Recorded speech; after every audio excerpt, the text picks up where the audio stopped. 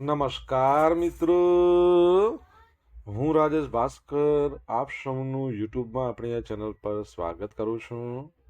મિત્રો, આજે આપણે તારીખ 2 ફેબ્રુઆરી 2026ના કેટલાક મોસ્ટ ઇમ્પોર્ટન્ટ કરંટ અફેર અને અગાઉની પરીક્ષામાં પૂછાયેલા કેટલાક ઇમ્પોર્ટન્ટ પ્રશ્નો વિશે ડિટેલમાં ચર્ચા કરીશું, જે આપને આવનારી પરીક્ષા માટે ખૂબ જ ઉપયોગી સાબિત થશે.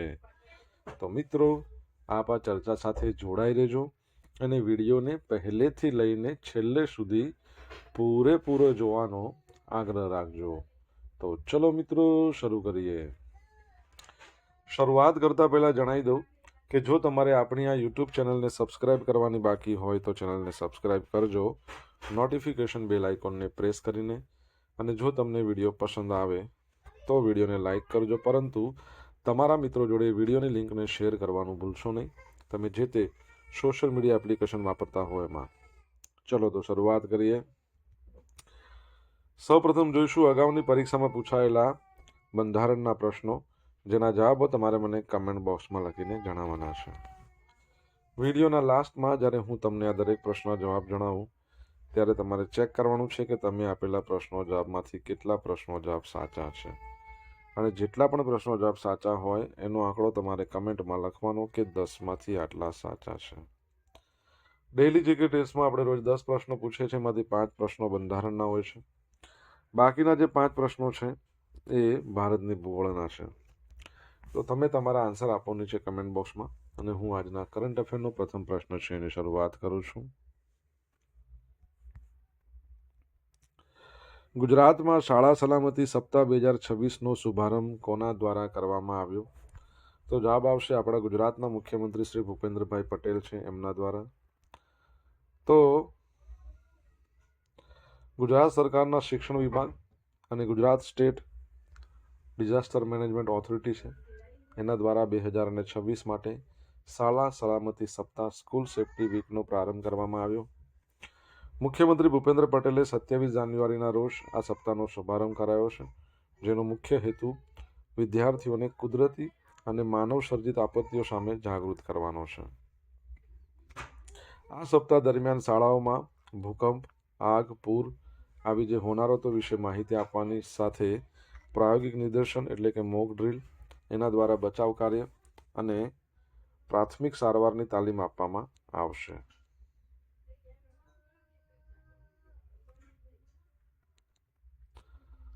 વિદ્યાર્થીઓને આપત્તિ સમયે બચવાના મૂળભૂત મંત્રો જેમ કે ભૂકંપ માટે ઝૂકો, ઢંકાઈ જાઓ, પકડી રાખો, ડ્રોપ, કવર, હોલ્ડ ઓન, આગ લાગવાના કિસ્સામાં થોભો, પડો, આળોટો, સ્ટોપ, ડ્રોપ, રોલ આવી રીતે માર્ગદર્શન આપવામાં આવશે. આ ઉપરાંત બિશાખ એની વંદે ગુજરાત ચેનલ દ્વારા ડિજિટલ માધ્યમથી પણ બાળકોને શિક્ષિત કરવામાં આવશે. આ પહેલ દ્વારા રાજ્યની શાળાઓને આપત્તિ સમયે વધુ સજ્જ અને સુરક્ષિત બનાવવાનું લક્ષ્ય રાખવામાં આવ્યું છે. ઓકે, તો આ યાદ રાખજો.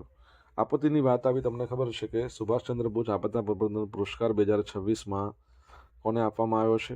તો વ્યક્તિગત કેટેગરીમાં અલગ આપવામાં આવ્યો છે, સંસ્થાકીય કેટેગરીમાં અલગ અલગ આપવામાં આવ્યો છે. તો ગઈકાલે આપણે એના વિશે ચર્ચા કરી હતી ને. તો વ્યક્તિગત કેટેગરીમાં લેફ્ટનન્ટ કર્નલ સીતા અશોકને આપવામાં આવ્યો છે. કેટલા રૂપિયા એમને ઇનામી રાશિ મળી? અને સંસ્થાકીય કેટેગરીમાં જુઓ તો Sikkim state disaster management authority છે, એને આપવામાં આવ્યો છે. એને કેટલા રૂપિયા મળ્યા છે એટલે કે પુરસ્કારની અંદર એ જણાવો. દર વર્ષે વર્લ્ડ વેટલેન્ડ ડે ક્યારે મનાવવામાં આવે છે? તો આજની તારીખ એટલે કે 2 ફેબ્રુઆરી અને વર્લ્ડ વેટલેન્ડ ડે તરીકે ઉજવીએ છીએ. તો દર વર્ષે 2 ફેબ્રુઆરીના વિશ્વભરમાં વિશ્વ વેટલેન્ડ દિવસ, વર્લ્ડ વેટલેન્ડ ડેની ઉજવણી કરવામાં આવે છે. આ દિવસ પૃથ્વી પર જળપ્લાવિત વિસ્તારોની મહત્વની ભૂમિકા વિશે જાગૃતિ લાવવા માટે ઉજવવામાં આવે છે. 2025ની થીમ છે જળપ્લાવિત વિસ્તારો, પરંપરાગત જ્ઞાન, સાંસ્કૃતિક વારસાની ઉજવણી. ફાયદાની વાત કરીએ તો વેટલેન્ડ છે ને એ કુદરતી ચક્ર જાળવવામાં, ચોખાની ખેતીમાં, માછલીના ઉત્પાદનમાં મદદરૂપ થાય છે. તેને પૃથ્વીની કિડની પણ કહેવામાં આવે છે, કારણ કે તે પાણીને શુદ્ધ કરે છે. ઇતિહાસ એનું જુઓ અને મહત્વ જોઈશું તો રામસર સંધિ નદીઓ અને સરોવરોની બગડતી સ્થિતિને બચાવવા માટે 2 ફેબ્રુઆરી 1971ના રોજ ઈરાનના રામસર શહેરમાં વેટલેન્ડ કન્વેન્શન યોજાયું હતું. વેટલેન્ડ એટલે શું? એવો વિસ્તાર કે જે આખા વર્ષ દરમિયાન પાણીથી ભરેલો હોય, જળપ્લાવિત વિસ્તાર આપણે કહીએ, આંધ્રભૂમિ અને નદી, તળાવ કે દરિયાકાંઠાનો ભેજવાળો ભાગ તે હોઈ શકે છે. ઓકે, ગઈકાલે 1 ફેબ્રુઆરી હતી. તમને ખબર છે આપણે એક ઇમ્પોર્ટન્ટ ડે મનાવ્યો હતો? કયો દિવસ હતો તમને યાદ હોય તો તમે જણાવી શકો છો કમેન્ટ બોક્સમાં લખીને. સુપ્રીમ કોર્ટનો નિર્ણય, યુજીસી ઇક્વિટી રેગ્યુલેશન 2026 પર રોક. તો સુપ્રીમ કોર્ટે યુનિવર્સિટી ગ્રાન્ટ કમિશન એને રિસન્ટલી તમને ખબર હોય તો ઇક્વિટી રેગ્યુલેશન માટેના નિયમો બહાર પાડ્યા હતા. તો એના પર વચગાળાની રોક લગાવી છે, કારણ કે કોર્ટને આ નવા નિયમોની જોગવાઈઓ અસ્પષ્ટ અને સંભવિત દુરુપયોગ થઈ શકે એવી લાગી રહી છે. મુખ્ય ન્યાયાધીશ સૂર્યકાંતની આગેવાની હેઠળની બેન્ચે જણાવ્યું કે તે અસ્પષ્ટ ભાષા હોય ને એ સમાજમાં વિભાજન પેદા કરી શકે છે, શૈક્ષણિક વહીવટમાં અનિશ્ચિતતા લાવી શકે છે. કોર્ટે આદેશ આપ્યો હતો કે જ્યાં સુધી આ મામલે અંતિમ નિર્ણય ન આવે ત્યાં સુધી વર્ષ 2012માં ભેદભાવ વિરોધી જે નિયમો હતા એ જ અમલમાં રહેશે. આ કેસની આગામી સુનાવણી 19મી માર્ચ 2026 નક્કી કરવામાં આવી છે, જેમાં સરકાર પાસેથી આ અંગે સ્પષ્ટતા માંગવામાં આવશે. યુનિવર્સિટી ગ્રાન્ટ કમિશનની વાત કરીએ, 1956માં એની સ્થાપના થઈ. ચેરમેન તમારે કહેવાના છે, અને તમને ખબર હોય તો યુજીસી લઈ લો, યુનિવર્સિટી ગ્રાન્ટ કમિશન, એઆઈસીટી લઈ લો, બરાબર છે, all India council four technical education, પછી એનસીટીસી લઈ લો. આ બધા છે ને એ કોમન મર્જ થઈ જશે અને એક નવું માળખું બનશે, વીબીએસએબી, બરાબર છે. તો એ પણ યાદ રાખજો. આગળ વધીએ મિત્રો. વિડીયો પસંદ આવ્યો હોય, ભણવાની મજા આવી તો વિડીયોને લાઇક કરો, તમારા મિત્રો જોડે વિડીયોની લિંકને શેર કરો. આપણી બંને યુટ્યુબ ચેનલ રાજેશ ભાસ્કર 2 અને તમારે સબસ્ક્રાઈબ કરવાનું બાકી હોય તો સબસ્ક્રાઈબ કરો, નોટિફિકેશન બેલ આઇકોનને પ્રેસ કરીને. જો તમારે ડેલી કરંટ અફેરની પીડીએફ જોઈતી હોય તો આપણી ટેલિગ્રામ ચેનલ છે, એને તમે જોઈન કરી લો. ડેલી કરંટ અફેરની તમને અહીંયા પીડીએફ મળશે અને સાથે પોલ્સ પણ રમવા મળશે. સૌથી નાની વયે કેરિયર ગ્રાન્ડ સ્લેમ પૂર્ણ કરનાર વિશ્વનો પ્રથમ પુરુષ ટેનિસ ખેલાડી કોણ બન્યું છે? તો કાર્લોસ અલ્કારાઝ. તો 1 ફેબ્રુઆરી 2026ના રોજ મેલબોર્ન ખાતે રમાયેલી ઓસ્ટ્રેલિયન ઓપન એની ફાઇનલમાં સ્પેનના કાર્લોસ અલ્કારાઝે સર્બિયાના દિગ્ગજ ખેલાડી નોવાક જોકોવિચને હરાવીને ઐતિહાસિક સિદ્ધિ હાંસલ કરી છે. માત્ર 22 વર્ષની ઉંમરે અલ્કારાઝે કેરિયર ગ્રાન્ડ સ્લેમ એટલે 4 મુખ્ય ગ્રાન્ડ સ્લેમ જીતવા એ પૂર્ણ કર્યા છે, જે ટેનિસ ઇતિહાસમાં કોઈ પુરુષ ખેલાડી માટે સૌથી નાની વયની રેકોર્ડ કહી શકાય. મેચની બાબતો જોઈ લઈએ, મુખ્ય વિગતો. તો જોકોવિચે પહેલો સેટ 6-2થી જીતો, પરંતુ અલ્કારાઝે શાનદાર વાપસી કરી. પછીના 3 સેટ 6-2, 6-3, 7-5થી જીતીને પોતાના નામે મેચ કરી લીધી. એલિના રાયબકીના છે, એમણે ઓસ્ટ્રેલિયન ઓપન એમણે પણ જીત્યો છે મહિલા સિંગલ્સનું ટાઇટલ. તો કઝાકિસ્તાનની છે ટેનિસ સ્ટાર એલિના રાયબકીના, એમણે ઓસ્ટ્રેલિયન ઓપન જીતીને મોટી સિદ્ધિ હાંસલ કરી છે. ઓસ્ટ્રેલિયન ઓપનમાં ફાઇનલમાં એમણે બેલારુસની આર્યના સબાલેન્કાને હરાવી છે, 6-4, 4-6, 6-4થી હરાવી છે. આ જીત સાથે રાયબકીના છે એ ઓસ્ટ્રેલિયા ઓપન જીતનાર કઝાકિસ્તાનની પ્રથમ મહિલા ખેલાડી બની છે. 26 વર્ષની રાયબકીના 3 વર્ષ પહેલાં જેણે ટુર્નામેન્ટની ફાઇનલમાં સબાલેન્કા સામે થયેલી હારનો બદલો લીધો છે એવું કહી શકાય. નોવાક જોકોવિચની અહીંયા વાત છે, તમને ખબર છે ને, એમને હરાવ્યા. તો નોવાક જોકોવિચ છે, એમણે ટોટલ મેજર ટાઇટલ કેટલા જીતેલા છે કહો? આખા વિશ્વમાં એકમાત્ર પુરુષ ખેલાડી છે જેમણે સૌથી વધારે મેજર ટાઇટલ જીત્યા હોય, એ આમણે છે.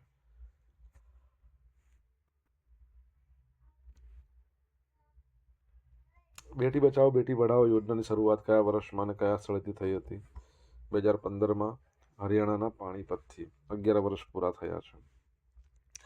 તો વડાપ્રધાન નરેન્દ્ર મોદીએ 22મી જાન્યુઆરી 2015ના રોજ હરિયાણાના પાણીપતથી આ યોજનાનો પ્રારંભ કરાવ્યો હતો, જેનો હેતુ યોજનાનો મુખ્ય ઉદ્દેશ હતો જાતિગત અસમાનતા છે જેન્ડર ઇનબેલેન્સ એ દૂર કરવી, ઘટી જતા બાળ જાતિને અટકાવી દીકરીઓના અધિકારો સુનિશ્ચિત કરવાના છે. સાંસ્કૃતિક પરિવર્તન. દીકરીઓને ભારતમાં લક્ષ્મી તરીકે પૂજવામાં આવે છે અને આ અભિયાને દીકરીઓના પ્રત્યેની સામાજિક અભિગમમાં મોટું પરિવર્તન લાવી તેમને શિક્ષણ અને પ્રગતિની સમાન તકો પૂરી પાડી છે.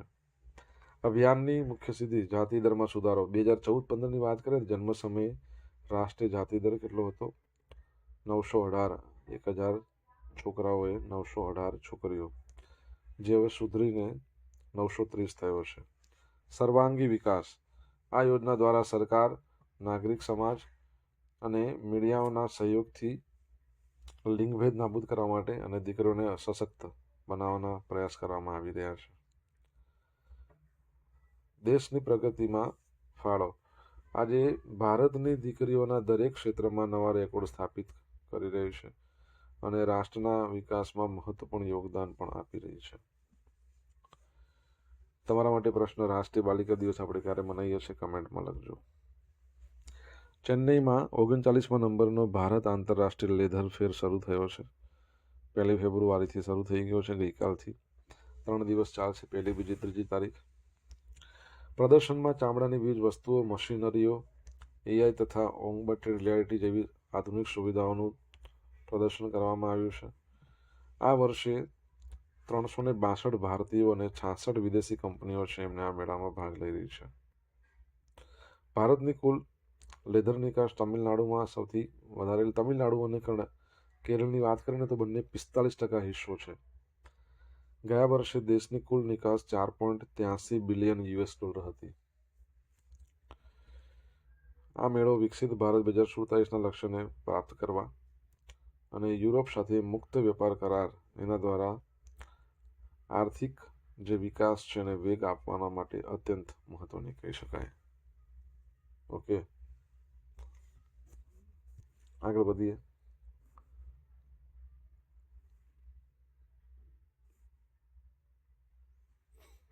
સોશિયલ મીડિયાના માધ્યમથી મારી સાથે કનેક્ટ રહી શકો છો. ઇન્સ્ટા આઈડી છે આપણું rajesh.i.bhaskar.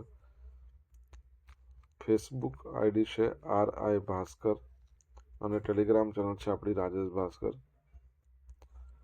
ટેલિગ્રામ ચેનલ પર તમને ડેલી કરંટ અફેરની PDF મળશે અને પોલ્સ રમવા મળશે. જાપાનમાં યુપીઆઈ લોન્ચ કરવા માટે નેશનલ પેમેન્ટ કોર્પોરેશન ઓફ ઇન્ડિયાએ કઈ જાપાની કંપની સાથે ભાગીદારી કરી છે? તો જવાબ આવશે એન્ટિટી ડેટા. શું છે? Entity data. તો ભારતની national payment corporation of India 2008માં એની સ્થાપના થઈ, બરાબર છે. 2016માં આધાર કાર્ડ બહાર પાડવામાં આવ્યું અને એના MD અને CEO તમારે કહેવાના છે. ઓકે, અજય કુમાર ચૌધરી એના ચેરમેન છે. આ સુવિધાનો સૌથી મોટો ફાયદો શું છે કે ભારતીય પ્રવાસીઓ જો જાપાનમાં રોકડ કે ફોરેક્સ કાર્ડ બદલે સીધા QR કોડ છે એને સ્કેન કરીને પેમેન્ટ કરી શકે છે. વૈશ્વિક વ્યાપક. જાપાન ઉપરાંત Singapore, UAE, France, France, Mauritius જેવા દેશોમાં પણ યુપીઆઈ ચાલુ થઈ ગયું છે. હવે આ પેમેન્ટ યુઝરને ભારતીય બેંક એકાઉન્ટમાંથી સીધું ડેબિટ થશે, એટલે તમારું ભારતનું જે એકાઉન્ટ હશે ને એમાંથી તમારા પૈસા છે ને ડિડક્ટ થશે. તમે સ્કેન કરશો, પેમેન્ટ કરશો એટલે. વિશ્વસનીયતા. તો ઇન્ટરનેશનલ મોનિટરિંગ ફંડ છે ને યુપીઆઈને વિશ્વની સૌથી મોટી રિયલ ટાઈમ પેમેન્ટ સિસ્ટમ ગણાવી છે.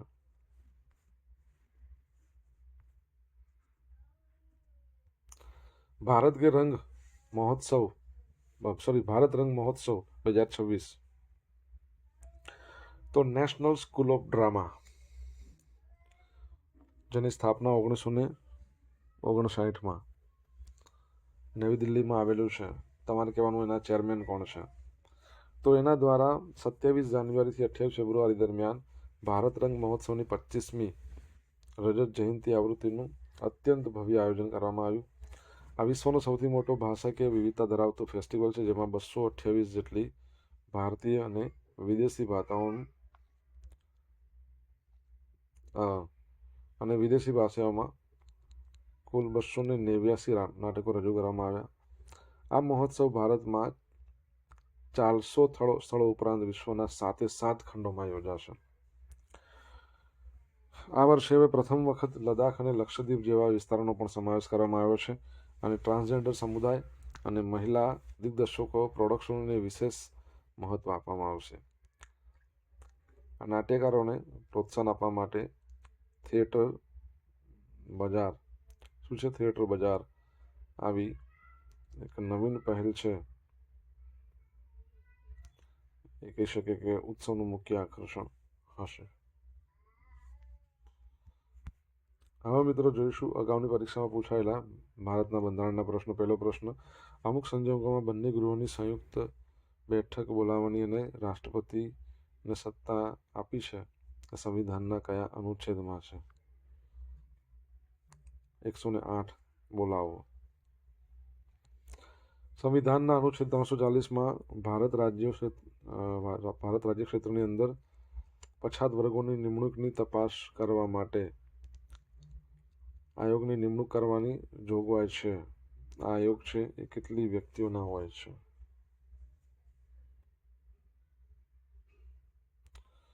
ઓકે, તો 202. ઉચ્ચતમ ન્યાયાલયમાં મુખ્ય ન્યાયમૂર્તિ સિવાય કોઈ ન્યાયાધીશની નિમણૂકની બાબતમાં રાષ્ટ્રપતિ દ્વારા કોની સાથે વિચાર વિનિમય કરવાની જોગવાઈ છે? તો ચીફ જસ્ટિસ ઓફ ઇન્ડિયા. સંવિધાનના અનુચ્છેદ 280 હેઠળ રાખવામાં આવતા આયોગમાં અધ્યક્ષ ઉપરાંત બીજા કેટલા સભ્યો છે? તો 4.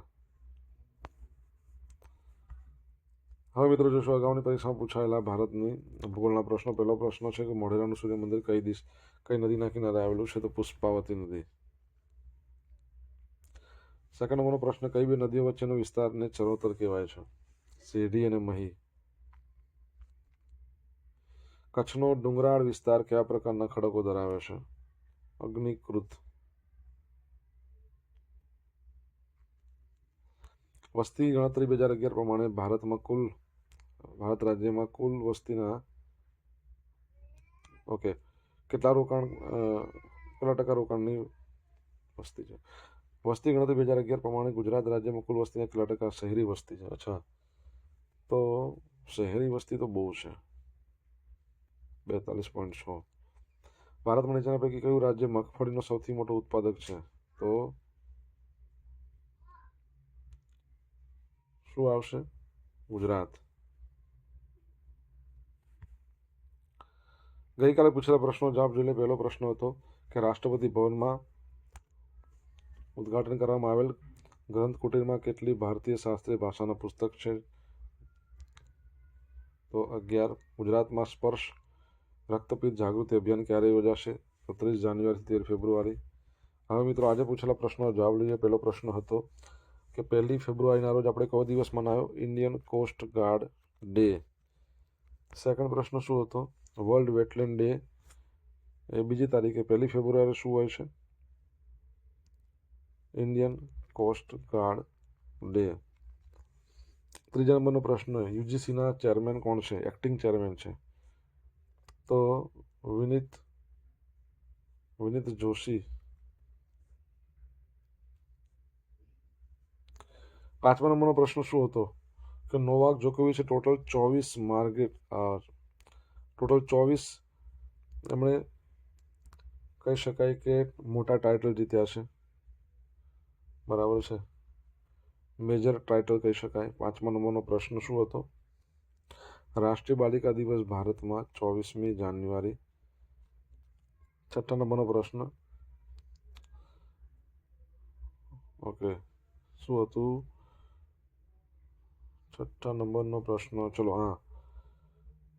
નેશનલ પેમેન્ટ કોર્પોરેશન ઓફ ઇન્ડિયાના ચેરમેન અને એમડી સીઈઓ. તો એમડી અને સીઈઓ કોણ છે?